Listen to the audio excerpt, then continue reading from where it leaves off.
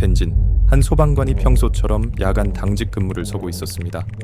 자정이 가까워지던 시각, 항구 쪽 물류 창고에서 화재 신고가 들어왔고 그는 동료들과 함께 소방차에 올라탔습니다. 현장에 도착한 그들은 거대한 창고에서 피어오르는 불길을 보았지만 그 안에 무엇이 들어있는지는 아무도 알지 못했습니다. 그들이 불을 끄기 위해 창고로 다가가자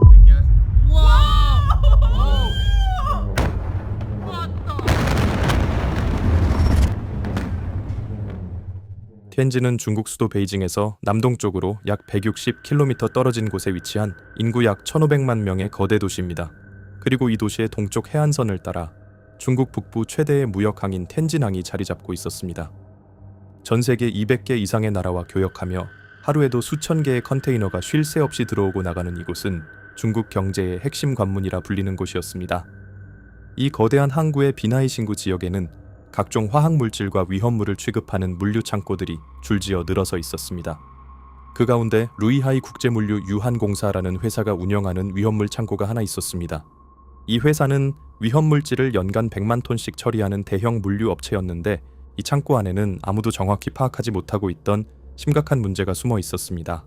시안화나트륨 약 700톤, 질산암모늄 800톤, 질산칼륨 500톤, 그리고 물과 접촉하기만 하면 폭발성 가스를 뿜어내는 탄화칼슘까지 이름만 들어도 소름이 돋는 위험 화학물질들이 100가지가 넘는 종류로 총 11,000톤이 넘는 양이 이 좁은 창고 안에 빼곡하게 쌓여 있었던 것입니다. 허가된 양을 수십 배 이상 초과하는 양이었습니다. 중국 법률상 이런 위험물 창고는 주거지역에서 최소 1km 이상 떨어져 있어야 했습니다. 하지만 이 창고에서 가장 가까운 민간주택까지의 거리는 고작 520m에 불과했습니다. 반경 1.5km 이내에는 약 5,600세대가 거주하는 대규모 아파트 단지가 자리 잡고 있었고 500m 거리에는 고속도로와 경전철 노선이 지나가고 있었습니다. 놀라운 사실은 이 아파트를 분양받은 입주민들도 심지어 아파트를 건설한 개발사조차도 바로 코앞의 창고에 수천 톤의 폭발 위험물이 쌓여 있다는 사실을 전혀 모르고 있었다는 것입니다. 이렇게 노골적인 규정 위반이 가능했던 이유는 회사 대주주의 아버지가 전직 텐진 공안국장이었기 때문이었습니다.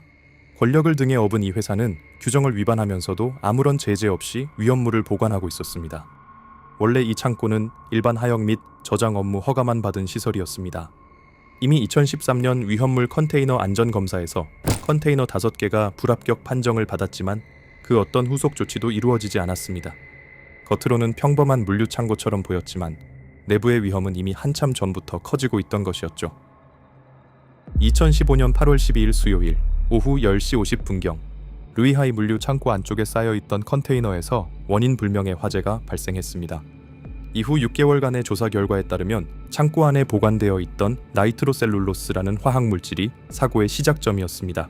나이트로셀룰로스는 건조해지면 극도로 위험해지는 물질로 반드시 습윤 상태로 보관해야 했습니다. 하지만 이 창고에서는 한여름 직사광선에 컨테이너가 그대로 노출되어 있었고 내부 온도가 65도까지 치솟으면서 나이트로셀룰로스가 서서히 건조되기 시작했죠. 건조해진 나이트로셀룰로스는 자체적인 화학 반응으로 스스로 열을 발생시켰고 결국 자연 발화에 이르러 불이 붙었습니다. 그렇게 시간이 지나며 불길은 점점 거세지며 주민의 신고로 화재 신고가 접수되었고 소방대가 현장에 급히 출동했습니다.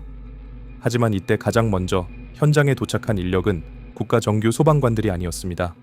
루이하이 회사 내부에서 자체적으로 운영하던 기업 소방대, 쉽게 말해 비정규직 계약직 소방관들이었습니다. 중국의 정규 소방 인력은 인민무장경찰 소속이었기 때문에 기업 자체 소방대는 국가소방조직과는 완전히 별개의 존재였습니다. 이들은 정규 소방관에 비해 화재 진압에 대한 전문 교육을 충분히 받지 못한 상태였습니다. 가장 치명적이었던 것은 이들에게 창고 안에 어떤 종류의 화학물질이 얼마나 보관되어 있는지에 대한 정보가 전혀 공유되지 않았다는 사실이었습니다. 어떤 물질에는 물을 뿌려서는 안 되는지, 어떤 물질이 열에 의해 폭발할 수 있는지 그 누구도 알려주지 않았습니다. 소방관들은 연기가 새어나오는 창고 안쪽으로 호스를 끌고 들어갔고 몇몇 소방관은 불길이 시작된 지점을 확인하기 위해 컨테이너 가까이 접근했습니다. 하지만 바로 그 순간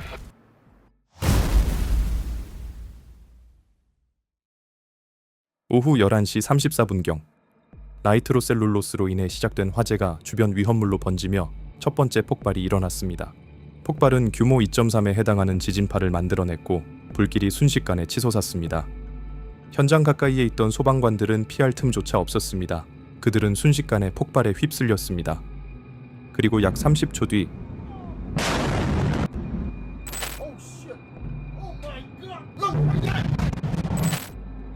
불길은 바로 옆에 쌓여있던 약 800톤의 질산암모늄으로 번졌고 폭발 규모는 첫 번째 폭발과 비교할 수 없을 정도로 커졌습니다.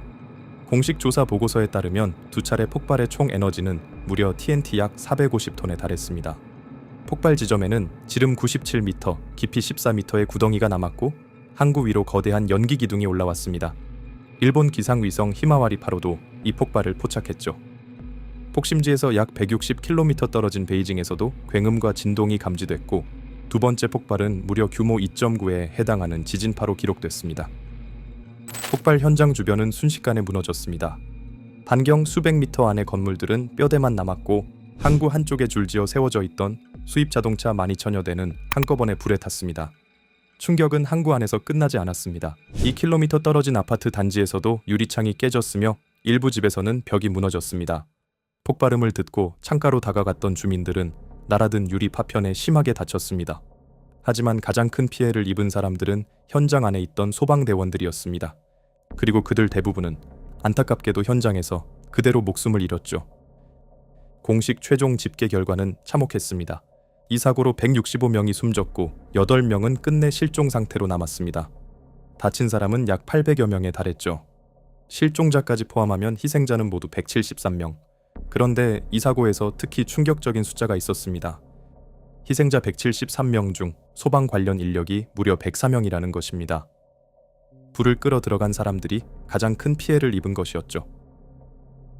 사고 이후 중국 정부는 조사팀을 꾸렸습니다.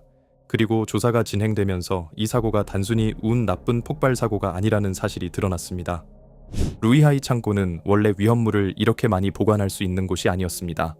그런데도 허가받은 양을 훨씬 넘는 위험물들이 창고 안에 쌓여 있었죠. 심지어 위치도 문제였습니다.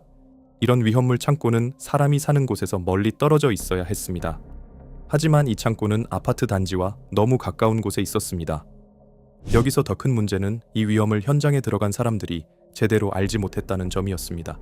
창고 안에 뭐가 들어있는지, 어떤 물질이 불에 약한지, 물을 뿌리면 더 위험해질 수 있는 물질이 있는지 이런 정보가 제대로 전달되지 않았습니다. 사고가 난 뒤 중국 당국의 대응도 비판을 받았습니다. 폭발 영상과 현장 사진이 인터넷에 올라오자 관련 게시물들이 삭제되기 시작했습니다. 현장 주변도 통제됐고 기자들이 가까이 들어가는 것도 막혔습니다. 병원 근처에서 취재하던 외신 기자들이 촬영을 제지당했다는 보도도 나왔죠. 사람들은 사고가 왜 났는지, 피해자가 얼마나 되는지 알고 싶어 했습니다.